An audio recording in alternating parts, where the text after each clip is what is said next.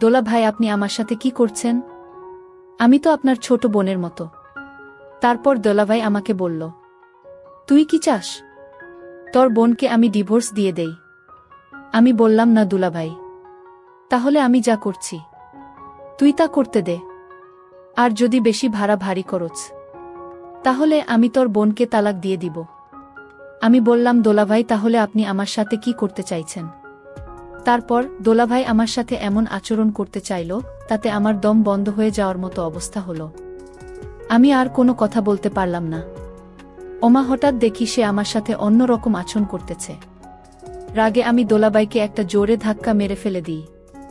ধাক্কা মেরে ফেলে দেওয়ার পর দোলাভাই ক্ষুব্ধ হয়ে আমার সাথে যা করল তা শুনলে বন্ধুরা তোমাদের মাথা গরম হয়ে যাবে, হাটের কাজ করতে বাধ্য হবে।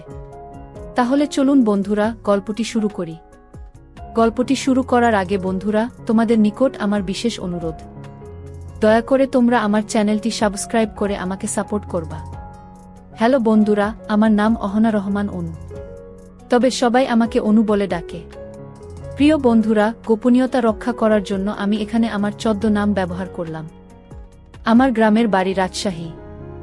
আমার বাবা একটি বেসরকারি কোম্পানিতে চাকরি করে, আর মা গৃহিণী।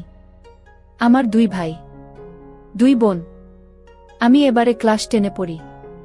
চাকরির কারণে বেশিরভাগ সময়ই আমার বাবা বাড়ির বাইরে থাকেন। আমার 2 ভাই, এক ভাইয়ের নাম শফিকুল, আরেক ভাইয়ের নাম রফিকুল। সবেমাত্র তারা বিদেশ গিয়েছে, তারা এখনো বিয়েশাদী করে নাই। তারা দুজনেই বিদেশ প্রবাসী। একজন থাকে দুবাই, আরেকজন থাকে মালয়েশিয়ায়। আর আমার বড় বোন, যার নাম উর্মিলা রহমান উমি, তবে সবাই তাকে উনি বলে ডাকে। সে গত বছর অনার্স ফার্স্ট ইয়ারে উঠেছে, আর আমি এই বছর এসএসসি পরীক্ষা দিব। আমরা দুজনেই দেখতে প্রায় সমান সমান হয়ে গিয়েছিলাম। আমাদের পরিবারে আমরা দুজনেই ছিলাম অনেক সুন্দরী, তবে আমার বড় বোনের চাইতে সবাই বলে আমি নাকি অনেক সুন্দরী। চোখগুলো নাকি আমার অনেক টানা টানা, আমাকে দেখতে নাকি অনেক আবেদনমা লাগে। আমার ক্লাসের বন্ধুরাও আমার দিকে মাঝে মধ্যে অপলক দৃষ্টিতে চেয়ে থাকে। তাদের চাওয়া দেখে মনে হয় আমি নিজেকে বিশ্বসুন্দরী দাবি করতে পারি। বন্ধুরা, সেটা ছিল আমার আবেগ, আমার কল্পনা। প্রতিদিন আমি স্কুলে যেতাম, স্কুল থেকে বাড়িতে ফিরতাম। খুব ভালোই চলছিল আমার দিন। হঠাৎ একদিন আমি পিছনের দিকে চেয়ে দেখি, একটি মোটরসাইকেলে করে একটি ছেলে আমার পিছু নিতে লাগল। ছেলেটিকে দেখতে অনেক হ্যান্ডসাম মনে হলো। প্রথম দিন আমি কিছু মনে করলাম না। এইভাবে 1 সপ্তাহ নাগাদ আমি ফলো করলাম। ছেলেটি আমাকে ফলো করছে, আমার সাথে কথা বলতে চাইছে, কিন্তু আমি তো তাকে চিনি না। কি করে আমি তার সাথে কথা বলবো? আর সেই বা কেন আমার পিছু পিছু ঘোরে? আমার মনের ভিতরে সন্দেহের গুড় পাক খেতে শুরু করল। 8ম দিনের মাথায় ছেলেটি একটি ফুল নিয়ে আমার জন্য দাঁড়িয়ে রইল, আর আমাকে ডাক দিল, এই যে শুনছেন, আমি আপনাকে ডাকছি। তারপর অত্যন্ত বিনয়ের সাথে আমাকে একটি ফুল দিল। ফুলটি খুবই সুন্দর ছিল। আমি বললাম, ভাইজা, আপনি কেন আমাকে ফুল দিচ্ছেন? তখন সে আমাকে বলল, আমি আপনাকে কেন ফুল দিচ্ছি? ও আচ্ছা, তাহলে শুনুন। অপরিচিত কাউকে যদি ভালো লাগে, তাহলে এই ভালো লাগাটা প্রকাশ করার জন্য সর্বপ্রথম ফুল দিয়ে প্রকাশ করায় আমার কাছে বেটার মনে হচ্ছে। আমি বললাম, ও আচ্ছা তাই। তো আমাকে আপনার কেমন লাগে? সে বলল, দুনিয়াতে তোমার মতো সুন্দর, তোমার মতো স্মার্ট, তোমার মতো হ্যান্ডসাম, তোমার মতো কিউট মেয়ে আমি আর জীবনে দেখি নাই। তখন আমি বললাম, ভাইজা, আপনি এটা কি বলছেন? আমি তো দেখতে এত সুন্দর না। আজ এ পর্যন্ত কেউ আমাকে এভাবেই প্রশংসা করল না। যাই হোক ভাইজা, তবে আপনি আমার কাছ থেকে কি চান? কেনই বা আপনি প্রতিদিন আমাকে ফলো করেন? তারপর ছেলেটি বলল, আমি আপনার কাছে কি চাই তা আপনি বুঝেন না। আমার চোখের ভাষা, আমার মনের ভাষা, আমার ঘোরাঘুরি কি বলে দেয় না আমি আপনার কাছে কি চাই? আমি বললাম, ছি ছি ভাইজা, আপনি এসব কি বলছেন? এসব করা ভালো না। তারপর ছেলেটি আমাকে বলল, শুনুন, আমি তোমাকে খারাপ কোনো কিছু বলি নাই। আমি তোমাকে শুধু এইটুকুই বলতে চাই, আমি তোমাকে ভালোবাসতে চাই। আমি তোমাকে বিয়ে করতে চাই। আমি বললাম, কি বলছেন ভাইজা? আমি তো আপনাকে ভালো করে চিনি না। তাহলে আমি কি করে আপনার সাথে কথা বলবো? আর তাছাড়াও আপনি যদি আমাকে বিয়ে করতে চান, তাহলে আমার পরিবারকে আপনি জানান। আর এইসব প্রেম ভালোবাসা আমার দ্বারা হবে না। ছেলেটি বলল, দেখুন, আপনি আমাকে চিনেন না, আমিও আপনাকে চিনি না। তো আমরা কিছুদিন নিজেদের মধ্যে কথা বলি, একে অপরকে খুব ভালোভাবে চিনি। ছেলেটির কথা শুনে মনে হলো ছেলেটি অনেক ভদ্র। তাই আমি তাকে জিজ্ঞেস করলাম, ভাইজা, আপনার নাম কি? সে তখন বলল, আমার নাম রোহিত তালুকদার। আমার গ্রামের বাড়ি হবিগঞ্জ জেলায়। আমি এখানে চাকরির সুবাদে এসেছি। আমি এই শহরেই থাকি। তোমাদের বাড়ির আশপাশেই আমার বাসা। তোমাকে যেদিন আমি প্রথম দেখেছিলাম, সেদিনই আমার মনে ধরেছিল। তারপর থেকেই আমি তোমার পিছনে ঘোরাঘুরি শুরু করলাম।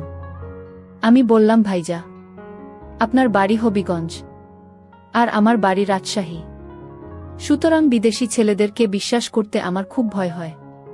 আর ইদানিং ছেলেরা কত ধরনের প্রতারণা করছে মেয়েদের সাথে। সরি ভাইজা, আমাকে মাফ করে দিয়েন। আমার এরকম কথা শুনে ছেলেটির মন খারাপ হয়ে গেল।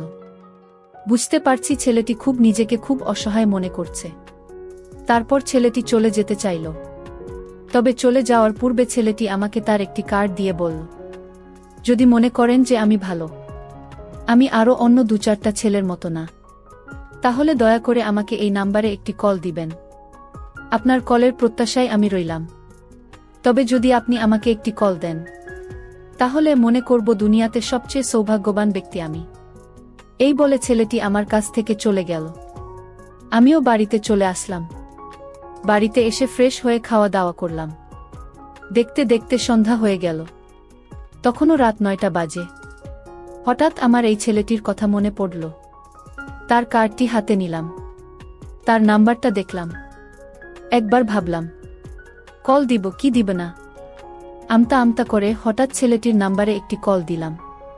ছেলেটি আমার কল পেয়ে মনে হলো যেন আনন্দে উল্লাসিত হয়ে গেল। আর বলতে লাগলো, আমি সত্যিকার অর্থে অনেক ভাগ্যবান। আপনি যে আমাকে কল দিবেন, তা আমি কখনো কল্পনাও করি নাই। ভেবেছিলাম আমি যাকে জীবনে একটিবার পছন্দ করেছিলাম, সে হয়তো অন্য কারো হয়ে আছে, যে জন্যই সে আমাকে না করে দিয়েছে। এখন আমার সকল ভাবনা মিথ্যা হয়ে গেল। তারপর ছেলেটি আনন্দের সাথে আমাকে জিজ্ঞেস করল, এই যে মিস, দয়া করে এবার বলবেন আপনার নামটা কি? ছেলেটির কথা শুনে আমার কাছে খুব ভালো লাগছিল। খুব মিষ্টি কণ্ঠ। তারপর আমি বললাম, আমার নাম অহনা রহমান অনু। তবে সংক্ষেপে সবাই আমাকে অনু বলে ডাকে। চাইলে আপনিও আমাকে অনু বলে ডাকতে পারেন। ছেলেটি বলল, তুমি যদি আমাকে অন্য বলে ডাকার অধিকার দাও, তাহলে আমি খুব খুশি হব। তারপর ছেলেটি বলল, অনু, আমরা কি খুব ভালো বন্ধু হতে পারি? ছেলেটির কথা শুনে আমার মনের ভিতরটা কেঁপে উঠল। যতই আমি চাইছি ছেলেটির কাছ থেকে দূরে থাকতে, তার কথা, তার মিষ্টি কণ্ঠ আমাকে তার কাছে টেনে নিয়ে যাচ্ছে। কি করি বুঝতে পারছি না। এইভাবে একটু একটু করে কথা বলতে বলতে তার সাথে আমার গভীর সম্পর্ক হয়ে যায়। তার সাথে এইভাবেই চলতে থাকে আমার দৈনন্দিন মোবাইলে কথাবার্তা। ছেলেটির সাথে যতই কথা বললাম, মনে হলো ছেলেটি খুব ভালো। তার ভিতরটা একবারে সহজ সরল। তার মতো ছেলেকে বিশ্বাস করা যায়। এইভাবে যেতে লাগলো আমাদের সময়। কিছুদিন পর আমার বড় বোনের বিয়ের জন্য আমার বাবা একটি সম্বন্ধ আনলেন। ছেলে নাকি ঢাকায় ব্যবসা করে, অনেক টাকা পয়সাওয়ালা, অনেক বড়লোক। তার সাথে দেখতে শুনতেও নাকি অনেক ভালো, অনেক সুন্দর, অনেক কিউট। সবার কথা শুনে আমাদের ফ্যামিলি, আমার বাবা, আমার মা, ভাই, বোন সবাই বিয়েতে রাজি হয়ে গেল। তারপর ওই ছেলেটির সাথেই আমার বড় বোনের বিয়ে হয়ে গেল। বিয়ের দ্বিতীয় দিনের মাথায় আপু আর দুলাভাই আমাদের বাড়িতে আসলো।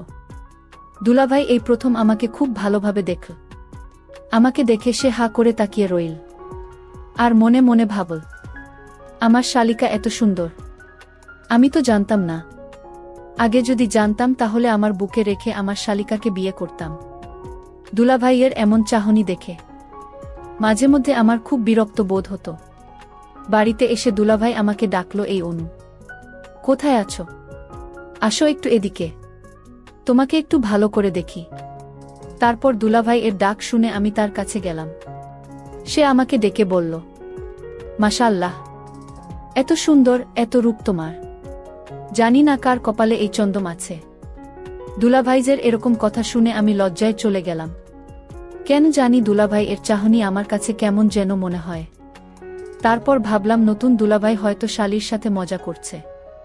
আমিও তার সাথে একটু ফ্রি ভাবে কথা বলার চেষ্টা করলাম। যদি আমি দুলাভাইয়ের সাথে একটু ফ্রি হয়ে কথা না বলি, তা না হলে আমার বোনের কাছে বিচার দিবে। আর এতে হয়তো আমার বর বোনের মনে অনেক কষ্ট পাবে, অনেক ব্যথা পাবে। যতই আমি দুলাভাইয়ের সাথে ফ্রি হতে চাইলাম, ততই দুলাভাই শুধু আমার এখান থেকে সুযোগ নেওয়ার চেষ্টা করবে বলে আমার কাছে মনে হচ্ছে। যাই হোক, বড় বোনকে খুশি রাখতে, বোনের সংসারকে খুশি রাখতে দুলাভাইয়ের সাথে আমার খুব ভালোভাবে কথা বলতে হতো। আর এদিকে আমার রোহিতের সাথে আমার নিয়মিত কথা হতো। সে আমার খুব খেয়াল রাখে, প্রতিদিন আমার খোঁজ খবর নেয়। মাঝে মধ্যে মনে হয় রোহিতের সাথে দুলাভাইয়ের বিষয়টা শেয়ার করি। তারপর ভাবলাম যদি এই বিষয়টা শেয়ার করি তাহলে হয়তো রোহিত আমাকে নেগেটিভ ভাববে, এবং কি সে আমাকে ভুল বুঝতে পারে, আমাদের সম্পর্কের মধ্যে ফাটল ধরতে পারে। এসব কিছু ভেবে তার সাথে আমি আর এই বিষয়টা শেয়ার করি নাই। এভাবেই চলতে থাকে আমাদের জীবন। রোহিতের সাথে আমার প্রতিদিন কথা হয়, মাঝে মধ্যে তার সাথে আমি দেখাও করি। সত্যি বলতে তার সাথে আমি খুব ভালোই ছিলাম, কিন্তু এর মধ্যেই আমার জীবনে নেমে এলো একটি অন্ধকারাচ্ছন্ন একটি ঘটনা, যে ঘটনা আমাকে এখনো কুরে কুরে খাচ্ছে। আপুর বিয়ের প্রায় 1 বছর হয়ে গেল। আপু এখন সন্তান সম্ভবত তার ছেলের সন্তান হবে। সে বেশি নড়াচড়া করতে পারে না, তাই খুব অসুস্থ বোধ হয়। সেই জন্যই আপু আর দুলাভাই আপুকে কিছুদিন আমাদের বাড়িতে থাকার জন্য দোলাভাই নিয়ে আসে। সেই সাথে দুলাভাইও আমাদের বাড়িতে আসে। মনে হয় তারা 7 দিন থাকবে। আমরা সবাই আনন্দিত। এতদিন পর আমার আপু আর দোলাভাই আমাদের বাড়িতে আসছে। তাদেরকে খুব ভালো করে সেবা যত্ন করতে হবে, তাই আমরা সকলেই কাজ করছিলাম। সেই দিন বিকেল বেলা আপু আর দোলাভাই আমাদের বাড়িতে আসলো। তার রাতের খাবার দাবার খেয়ে শুয়ে পড়ল। আমি আমার রুমে শুয়ে পড়লাম। রাত তখন 1টা বাজে। দুলাভাই হঠাৎ আমার রুমে ফোন করে বলল, অনু আমার সুইট শালিকা, আমার খুব পানির পিপাসা পেয়েছে, একটি তোমার দরজাটা খুলো, একটু পানি খাবা। আমি বললাম, আচ্ছা ঠিক আছে দুলাভাই, আমি দরজা খুলছি, আপনি আসেন। আমি দরজা খুলতেই দোলাভাই আমার মুখে চেপে ধরলেন। আমি আর কোনো কথা বলতে পারলাম না। আমি বললাম, দোলাভাই আপনি আমার সাথে কি করছেন? আমি তো আপনার ছোট বোনের মতো। তারপর দোলাভাই আমাকে বলল, তুমি কি চাও তোমার বোনকে আমি ডিভোর্স দিয়ে দেই? আমি বললাম, না দুলাভাই, তাহলে আমি যা করছি তুই তা করতে দাও। আর যদি বেশি ভাড়া ভারী করো, তাহলে আমি তোমার বোনকে তালাক দিয়ে দিব। আমি বললাম, দোলাভাই তাহলে আপনি আমার সাথে কি করতে চাইছেন? তারপর দোলাভাই আমার সাথে এমন আচরণ করতে চাইল, তাতে আমার দম বন্ধ হয়ে যাওয়ার মতো অবস্থা হলো। আমি আর কোনো কথা বলতে পারলাম না। ওমা, হঠাৎ দেখি সে আমার সাথে অন্য রকম আচরণ করতেছে।